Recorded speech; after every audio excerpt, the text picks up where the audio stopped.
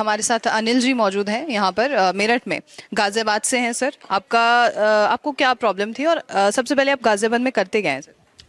मैं इसी फील्ड में हूँ, मैं मेडिसिन लाइन में हूँ। मेडिसिन लाइन में आप? अच्छा, क्या है मेडिसिन लाइन में आपका? फार्मेसी है मेरी। फार्मेसी है आपकी, ओके। तब तो आपको काफ़ी नॉलेज होगी मेडिसिन के। नॉलेज जब अपना ध्यान नहीं रख सकते तो नॉलेज का क्या करेंगे। बहुत सही बात बोली आपने।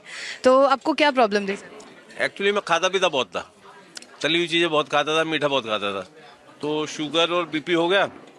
उसके बाद वो थोड़ा हार्ट की दिक्कत आ गई, तो मुझे लगा कि यहीं थोड़ा ठीक हो सकता हूँ मैं। एक्चुअली कुछ टाइम पहले मेरी मिसेज की डेथ हुई थी कैंसर से, तो उसमें कभी सोचा ही नहीं कि आयुर्वेदिक में जाएंगे, क्योंकि मैं खुद ही इस मेडिसिन में हूँ, इंग्लिश वाली में हूँ, एलोपैथिक में हूँ। तो बस फिर इस बार मेरे को वैसे रेफ़र किया था जीबी पंत के लिए, कि वहाँ टेस्ट करा लो, एंजियोग्राफी वगैरह करा लो।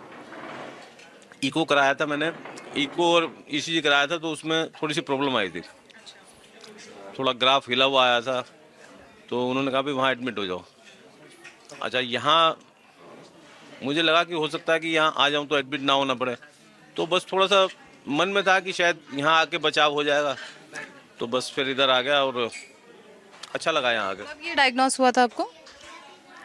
मुझे अभी पता लगा था, करीब 1 महीना पहले। 1 महीने पहले?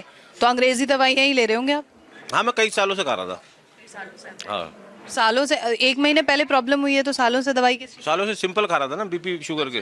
बीपी शुगर की आप ले रहे थे? कार्डिक तो एकदम से मतलब वो दिक्कत बढ़ गई थी, 1 महीने से दिक्कत बढ़ गई थी, तो फिर वहाँ जाना पड़ा डॉक्टरों के पास।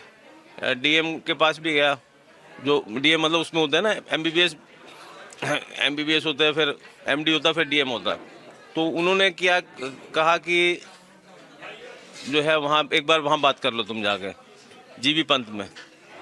तो बस वहाँ जाते जाते मैं रुक गया, मैंने कहा नहीं, यहीं मैं ठीक हो सकता हूँ। कोई इम्प्रूवमेंट है आपको?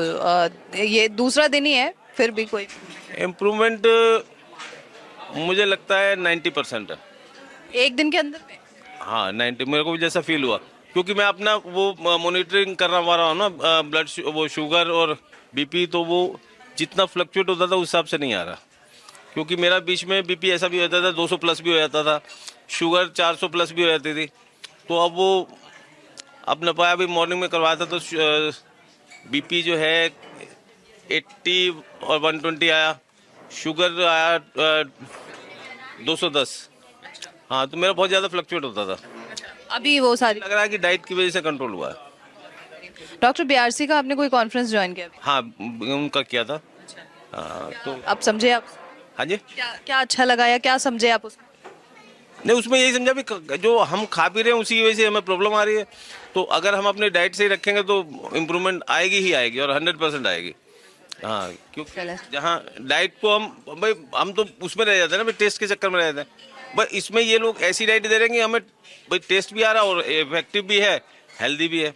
पहले हमारा सिर्फ टेस्ट का हिसाब होता था, तो बस वो उसी चक्कर में फिर वो प्रॉब्लम होती चली गई। अब यहाँ आके लग रहा है कि जैसे लाइफ के 5 साल कम होने की बजाय 20 साल बढ़ जाएंगे। बड़ी से बड़ी बीमारी का आसान से आसान इलाज घर बैठे ही हो सकता है। अधिक जानकारी के लिए कांटेक्ट करें nearest doctor BRC clinic @home।